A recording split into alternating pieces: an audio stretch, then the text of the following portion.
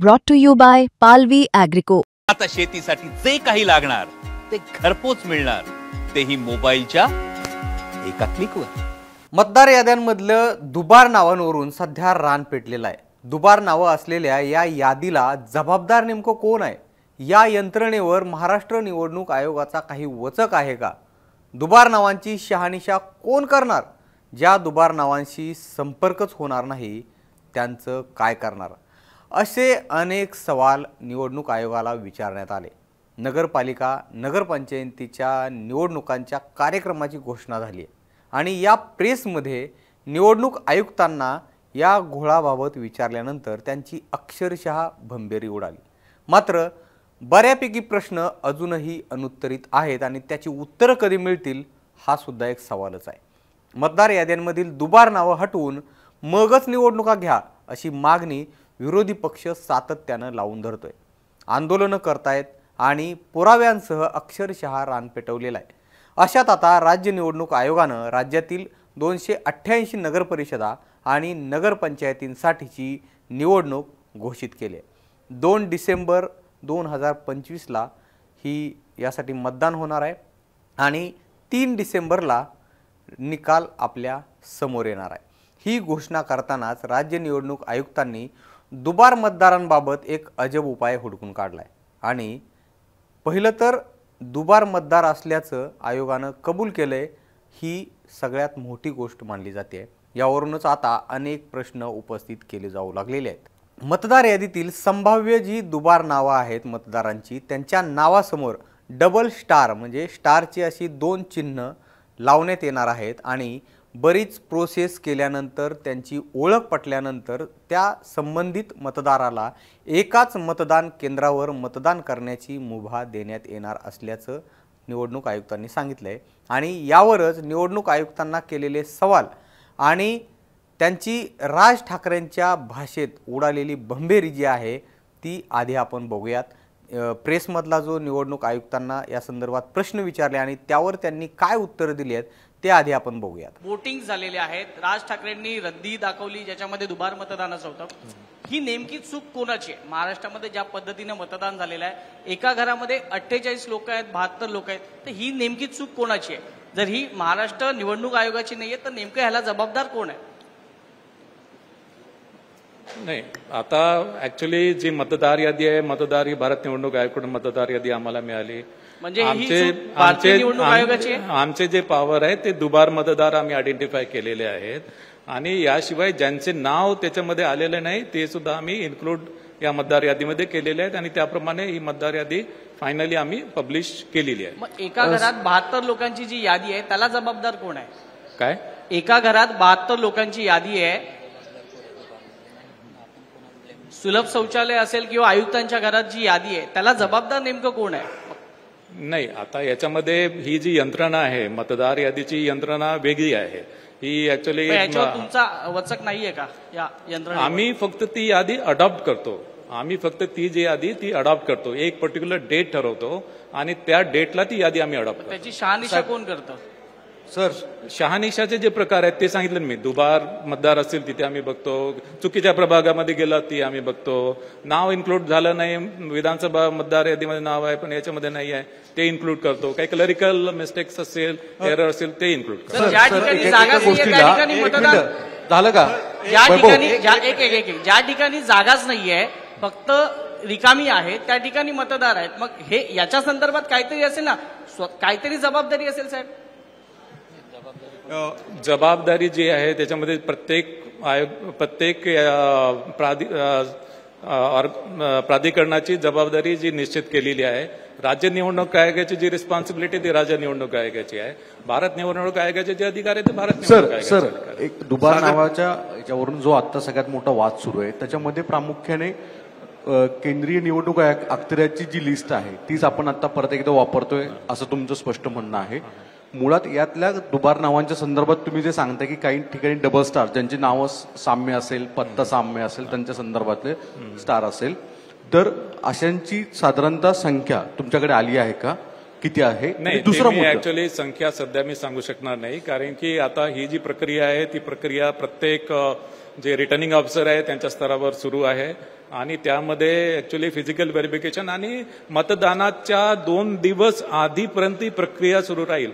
मतदानाच्या 2 दिवस आधी एक्झॅक्टली आपल्याला दुबार मतदार किती आहेत एक्झॅक्टली, कारण की आता जे सॉफ्टवेअरने आयडेंटिफाय केलं ते संभाव्य दुबार आहेत, ते ऍक्च्युअल दुबार नाही, ते संभाव्य दुबार आहेत. नाही, दुबार आणि तिबार मतदाराबाबत आम्ही पूर्णपणे उपाययोजना केलेल्या आहे. त्याची मी प्रक्रिया आपल्याला सांगितलेली आहे. जिथे दुबार मतदार तिबार मतदार आहेत तिथे आमचे लोक संबंधित मतदारांपर्यंत जातील आणि त्यांना विचारतील, त्यांचे ऑप्शन्स घेतील आणि जे मतदार त्या आव्हानाला प्रतिसाद देणार नाही त्याच्यामध्ये सुद्धा त्यांच्याकडून अंडरटेकिंग घेऊन आम्ही त्यांना मतदान करू देणार आहे. विरोधकांचा असाही आरोप आहे की निवडणूक आयोग हे सत्ताधाऱ्यांच्या दबावाखाली काम करत आहे, त्यांच्या सांगण्याप्रमाणे काम करत आहे. कितपत तथ्य आहे याच्यामध्ये? नाही, हे चुकीचं आहे. असं निवडणूक आयोग कोणाच्याही दबावाखाली काम करत नाही. एक मिनिट, विरोधकांनी काही आक्षेप घेतलेत की एका घरामध्ये 40 पेक्षा जास्त मतदार नोंदले गेलेले आहेत, चुकीचे पत्ते आहेत, तर त्या संदर्भात तुम्ही काय उपाययोजना करणार आहात? ती दुरुस्ती करण्यासंदर्भात काय पावलं? नाही, हे बघा, ऍक्च्युली आम्हाला यादी जी आहे मतदार यादी ही ऍक्च्युली इलेक्शन कमिशन ऑफ इंडियाकडून मिळते. या यादीमध्ये आम्हाला दुबार तिबार मतदाराबाबत आम्हाला ऍक्च्युली कार्यवाही करता येतो, जी आम्ही केलेली आहे. सेकंडली, याच्यामध्ये काही क्लरिकल मिस्टेक्स असतील त्या सुद्धा आम्ही दुरुस्त करतोय, केलेल्या आहेत. आणि यामध्ये प्रभाग चुकलेला जर असेल तर प्रभाग ते सुद्धा आम्ही दुरुस्त करतो की ऍक्च्युली एका प्रभागामध्ये पाहिजे मात्र चुकीने दुसऱ्या प्रभागामध्ये गेलाय, ते सुद्धा आम्ही दुरुस्त करतो आहे. आणि विधानसभेच्या मतदार यादीमध्ये नाव आहे पण या मतदार यादीमध्ये नाव नाही आहे, ती सुद्धा आम्ही नाव त्यामध्ये इन्कॉर्पोरेट करतोय. वाघमारे साहेब, आता महाविकास आघाडीनं जो मोर्चा काढला होता आणि त्यापूर्वी तुमची सुद्धा भेट घेतली होती, एक प्रश्न या निमित्तानं उपस्थित होतोय की दुबार मतदार आहेत तिबार मतदार आहेत, तुम्ही सांगितलं की आता डबल स्टार केलं जाईल, त्यांच्याकडून अंडरटेकिंग घेतलं जाईल, कुठे राहतात नाव पत्ता लिंग शोधलं जाईल. मग तुम्ही हे मान्य करता का की यापूर्वी ज्या निवडणुका झालेल्या आहेत, लोकसभेच्या असू द्या विधानसभेच्या असू द्या, त्यामध्ये सुद्धा हे दुबार मतदार होते आणि त्यांनी मतदान केलंय, यात निवडणूक आयोगाची चूक आहे? नाही, लोकसभा विधानसभा निवडणुकीच्या बाबतीत मी काही कॉमेंट्स करणार नाहीत. वाघमारे सर, सर्वपक्षीय शिष्टमंडळाने तुमची भेट घेतलेली आणि त्या डेलिगेशनने मागण्यांचं एक पत्र दिलं होतं तुम्हाला. त्या संदर्भात तुम्ही केंद्रीय निवडणूक आयोगाशी काही कम्युनिकेशन केलंय का? त्यांना काही प्रस्ताव पाठवलाय का? आणि त्या प्रस्तावाचा सध्याचा स्टेटस काय आहे, ते उत्तर कधी मिळेल आपल्याला? याच्यामध्ये सर्वपक्षीय शिष्टमंडळाने माझी जेव्हा भेट घेतली होती त्यावेळेस त्यांनी मागणी केली की ज्या मागणी केल्या त्या अनुषंगाने मी केंद्रीय निवडणूक आयोगाकडे 15 ऑक्टोबर 2025 पर्यंत, जे 1 जुलैपासून 15 ऑक्टोबर 2025 पर्यंत मतदार यादी मी मागितलेली आहे. मात्र त्या संदर्भात कुठल्याही प्रकारचं कम्युनिकेशन भारत निवडणूक आयोगाकडून. आता हे बघून राज ठाकरेंचा पारा चढलाय आणि अर्थातच राज ठाकरेंसारखंच जे विरोधी पक्षातले नेते जे या संपूर्ण मतदार यादीतील घोळांवरती सातत्यानं बोलतायत, त्या प्रत्येकांची प्रतिक्रिया जी आहे तेही बघितल्यानंतर अशीच काहीशी असणार आहे. आजच्या निवडणूक आयोगाच्या पत्रकार परिषदेची ही क्लिप मला कोणीतरी पाठवली, ती पाहून तळपायाची आग मस्तकाला गेली आणि आता 100% खात्री पटली आहे की निवडणूक आयोग स्वायत्त आहे, हे फक्त संविधानात आहे. हे सत्ताधाऱ्यांच्या हाताचं बाहुलं आहे. दुबार मतदार नोंदणीपासून ते मतदार यादीतील अनेक घोळ या सगळ्यांवर प्रश्न विचारल्यावर जर निवडणूक आयोगाला एकही उत्तर देता येत नसेल किंवा द्यायची इच्छा नसेल तर तुमचा उपयोग काय? जबाबदारी तर तुम्ही केव्हाच झटकली आहे, आता उत्तरदायित्व पण नाकारणार का? मग तुमच्या पदाचं काय करायचं? महाराष्ट्रातील जनतेनं ही क्लिप जरूर बघावी. तुमच्या मतदानाचा ढळढळीत अपमानाचा उगम कुठून आहे हे तुम्हाला कळेल. अशा भाषेत राज ठाकरेंनी आपला संताप व्यक्त केलाय. एकंदरीतच त्यांचा संताप अनावर झालाय आणि अशीच काहीशी भावना ही विरोधकांच्या मनात सुद्धा निर्माण झालेली आहे. याची कारणं सुद्धा तशीच आहेत. शहरी भागांमध्ये आणि त्यातही महापालिकांची जी मोठी शहरं आहेत त्या शहरांमध्ये दुबार मतदारांची जी नोंदणी आहे ती अधिक प्रमाणावर असल्याची शक्यता आहे. महापालिकांची जी निवडणूक आहे ती शेवटच्या टप्प्यामध्ये होणार आहे, म्हणजे ती कदाचित जानेवारीमध्ये होऊ शकते.